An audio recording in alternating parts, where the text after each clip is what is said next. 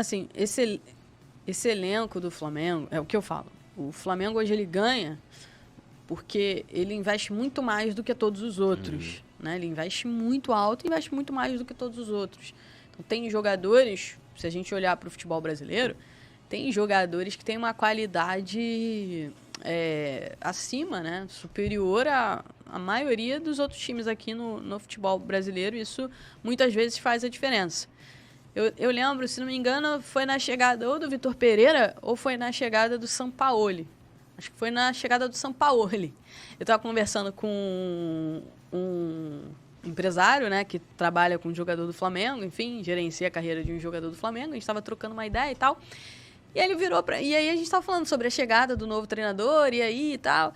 Aí ele virou e falou assim, mas não vai dar certo. Eu falei, mas por quê? Aí ele falou, só vai dar certo se ele não tentar ensinar para os jogadores. Esse elenco não precisa que o treinador chegue tentando ensinar. Esse elenco precisa que um treinador não atrapalhe. Foi isso que ele falou para mim. E ele não falou isso para mim à toa, né? Porque essa é uma mentalidade de muitos jogadores ali, que o treinador não tem que atrapalhar, que eles são tão bons, né, que eles vão... Treinador, pô. Não precisa um treinador para atrapalhar. O que seria um treinador atrapalhar? Seria um treinador com ideias diferentes, né? Que queiram que um ou outro ali exerçam coisas que não vem exercendo. Não, para mim tá bom aqui. Que não vem exercendo e etc. Então, esse é um pensamento que, de fato, ele acompanha o Flamengo e acompanha alguns jogadores, né? Que o treinador que chegar hoje no Flamengo tem que ser um treinador que não tente ensinar.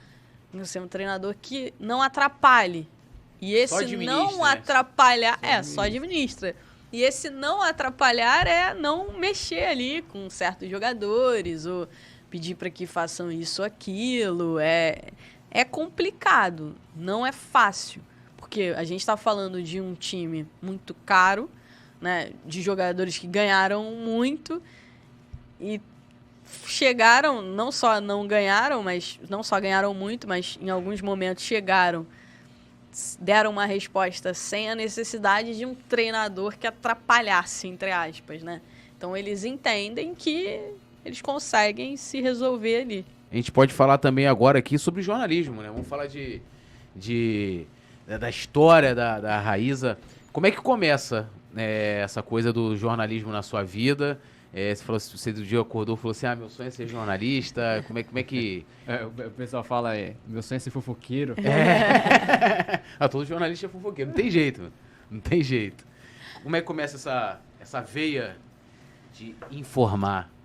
Então, eu sempre gostei muito de esportes, né? Eu jogava vôlei, joguei quadra, praia, adorava jogar vôlei e sempre gostei muito de assistir futebol, né? Era torcedora de arquibancada, ia lá pro Maracanã para assistir os jogos, etc, torcer, enfim. Então sempre gostei muito. E aí o tempo foi passando, né? Chegou um momento que eu tinha que decidir o que eu ia fazer. E eu sempre fui muito comunicativa também, sempre gostei muito de comunicar. E eu ficava vendo alguns programas na TV, assim, olhar e falava assim, caramba, tá aí, eu quero fazer isso aí, quero trabalhar com o esporte, né? Quero trabalhar com esporte. E na época de fazer vestibular, meu treinador falava assim, você vai fazer educação física, né? Porque você já vai começar a trabalhar aqui comigo, já vai ser minha assistente técnica, né? Depois você vai virar técnica, já vai trabalhar aqui e tal. E eu ficava assim, já estava um pouco saturada. E eu, não. Aí surgiu, assim, algumas ideias de, fisioterapia, então, mas ainda não era isso que eu queria.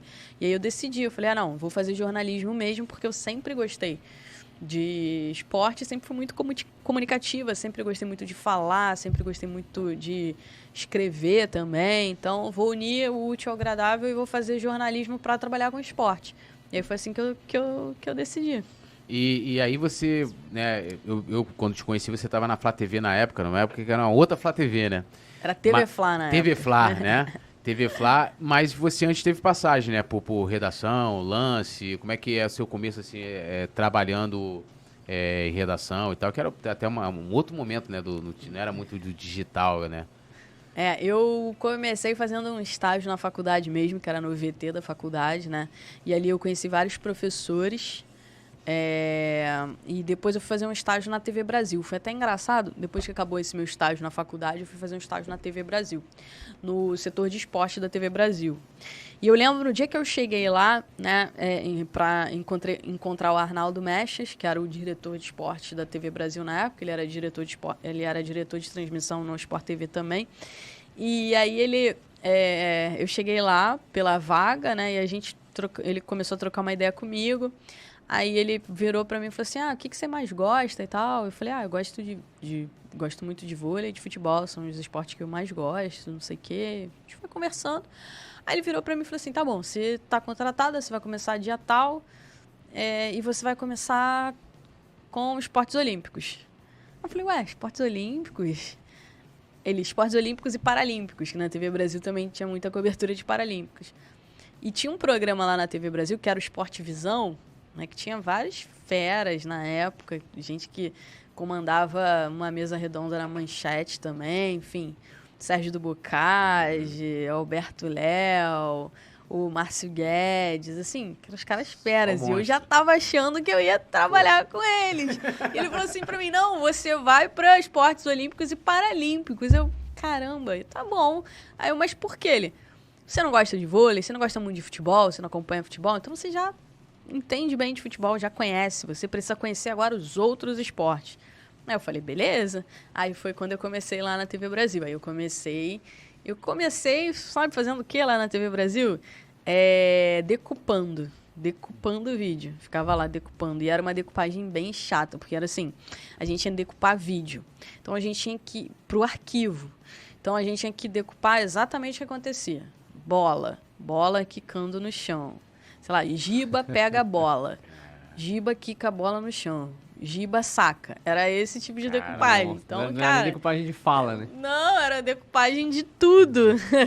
Então, assim, aí comecei ali, peguei a manha da decupagem. O pessoal fala assim, você tá acompanhando lá a entrevista, às vezes você digita a coletiva antes do que o São Paulo falou. É impressionante. Falei, olha, eu aprendi isso, sofri lá atrás com decupagem para aprender a digitar rápido, porque... Mas tem alguma técnica, assim, que você... Foi prática. Foi prática. Prática leva à perfeição, né? Prática leva à perfeição. E depois, né, de um período na TV Brasil, aí eu consegui trabalhar com a galera do Esporte Visão, já tinha mudado de nome o programa, tinha virado No Mundo da Bola, e aí consegui trabalhar com eles. Comandava, né? Era o Bocage, o Alberto Léo, Márcio Guedes, era uma galera bem boa. Alô, nação do Mengão! Esse é o Coluna do Fla, seja bem-vindo! Se inscreva no canal, não esqueça de deixar o seu like, pega o link, compartilha pra geral, comente bastante, queremos te ouvir. Aqui você tem a melhor transmissão dos jogos do Flamengo na internet. O Coluna é brabo e tem o Podfla, o podcast da nação. É muita resenha e um show de cobertura do maior do mundo, do jeitinho que a nação merece. Esse é o Coluna. Saudações rubro-negras.